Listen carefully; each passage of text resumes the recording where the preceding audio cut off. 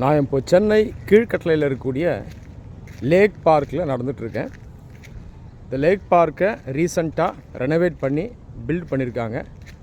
ஒரு பெரிய லேக் இருக்குது பாருங்கள். இந்த லேக்கை சுற்றி மக்களுக்கு ஒரு வாக் அபவுட் கொடுத்துருக்காங்க. இந்த இடம் ரொம்ப அழகாக இருக்குது. இங்கே நீங்கள் வந்து வாக் பண்ணலாம், உட்காந்து ரிலாக்ஸ் பண்ணலாம்.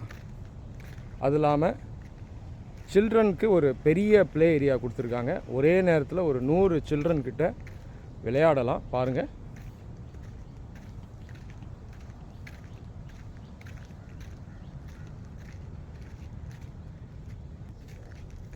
அது இல்லாமல் வாட்டர் கான்சர்வேஷன் பற்றி நிறைய இன்ஃபர்மேஷனை கொடுத்துருக்காங்க. ஏன்ஷியன்ட் தமிழ்ஸுடைய cascade tank system, Kallanai infrastructure, குடிமராமத்து கம்யூனிட்டி சிஸ்டம்,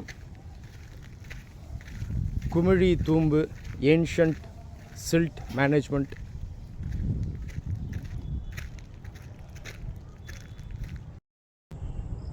ஆனால் வேதனை அளிக்கக்கூடிய விஷயம் என்னென்னு பார்த்தீங்கன்னா, பெரும்பாலான மக்கள் இன்றைக்கி இந்த மாதிரி நேச்சுரல் பிளேஸஸ்க்கு வரமாட்டுறாங்க. சென்னையில் மட்டும் இல்லை, பல இடங்களில் இதுதான் நிலையாக இருக்குது.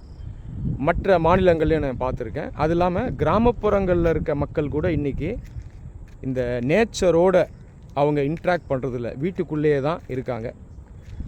பல வருடங்களாக நான் நிறைய பேரை மீட் பண்ணுவேன். பர்சனலாக அவங்ககிட்ட அவேர்னஸ் ஏற்படுத்துவேன். இந்த மாதிரி நேச்சுரல் பிளேஸஸ்க்கு வாங்க, லேக் பார்க் இருக்குது, அல்லது வீட்டு பக்கத்தில் ரிவர் இருக்குன்னா வந்து வாக் பண்ணுங்கள், எக்ஸசைஸ் பண்ணுங்கள், அல்லது குறைஞ்சபட்சம் அவங்க வந்து கொஞ்சம் நேரம் உட்காந்து ரிலாக்ஸ் பண்ணிவிட்டு போங்க அப்படின்னு சொல்லுவேன்.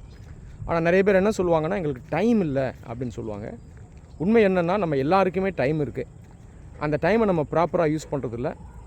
இன்னும் ஸ்பெசிஃபிக்காக சொல்லணும் அப்படின்னா, நம்ம நிறைய பேர் இன்றைக்கி ஒரு ஆர்டிஃபிஷியலான ஒரு வாழ்க்கையை வாழ்ந்துட்டுருக்கோம். நிறைய பேர் செல்ஃபோனில் அளவுக்கு அதிகமாக டைமை ஸ்பெண்ட் பண்ணுறோம். இன்றைக்கி நிறைய யங்ஸ்டர்ஸும் இதை தான் பண்ணுறாங்க. சில சின்ன பசங்கிட்ட நான் பேசுவேன், வாங்கப்பா என் கூட வாக்கிங் வாங்க, ரன்னிங் வாங்க, எக்ஸசைஸ் பண்ணலாம், கிரவுண்டுக்கு போகலாம், லேக்குக்கு போகலாம் அப்படின்னு கூப்பிடுவேன். அவங்க வந்து நம்மளை ஒரு கிண்டலாகவே பார்ப்பாங்க. என்னது வாக்கிங்கா, ரன்னிங்கா, இந்த வயசில் நீங்கள் போவீங்களா அப்படிலாம் கேட்குறாங்க. இதை கேட்குறது ஒரு 20 வயசு பையனோ 22 வயசு பையனோ கிடையாது. இதை கேட்குறது 11, 12, 13 வயசில் இருக்கக்கூடிய குழந்தைங்க கேட்குறாங்க. அப்போ பாருங்கள், இவங்க எல்லாருமே கையில் செல்ஃபோனை வச்சுக்கிட்டு ஆர்டிஃபிஷியலான ஒரு வாழ்க்கையில் அவங்க இருக்காங்க. அன்ஃபார்ச்சுனேட்டாக நிறைய பேரண்ட்ஸும் அவங்க சில்ட்ரனை ப்ராப்பராக கைட் பண்ணுறதில்ல. பேரண்ட்ஸை பார்த்து தான் சில்ட்ரன் வளருவாங்க. ஸோ பேரண்ட்ஸ் வந்து ஒரு ரோல் மாடலாக இருக்கணும். அவங்களுடைய செல்ஃபோன் கன்சம்ஷனை கம்மி பண்ணணும். இந்த மாதிரி இயற்கை இடங்களுக்கு குழந்தைங்களை கொண்டு வரணும். இந்த நேச்சுரல் பிளேஸஸ்க்கு நம்ம வரோம் இல்லையா, இங்கே வரும்பொழுது தான் நமக்கு நிறைய விஷயம் தெரியும். இயற்கை ஏன் நமக்கு முக்கியம், என்விரான்மெண்ட்டை ஏன் நம்ம பாதுகாக்கணும் அப்படின்றது நமக்கு தெரியும்.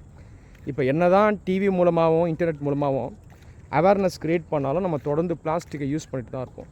ஆனால் இப்படி ஒரு இயற்கை இடத்துக்கு வந்து நேராகவே பார்க்கும்பொழுது, இந்த நீரை பார்க்கும்பொழுது, மரங்களை பார்க்கும்பொழுது, அங்கே இருக்கக்கூடிய அனிமல்ஸை பார்க்கும்பொழுது நாம் அது உண்மையிலே உணர்வோம். பிளாஸ்டிக் யூஸ் பண்ணுறது தப்பு, செய்யக்கூடாது அப்படின்றத நம்ம உணர்வோம். அதை தாண்டி இந்த வாட்டர் கான்சர்வேஷன் எந்த அளவுக்கு முக்கியம் அப்படின்றதையும் நாம் உணர்வோம்.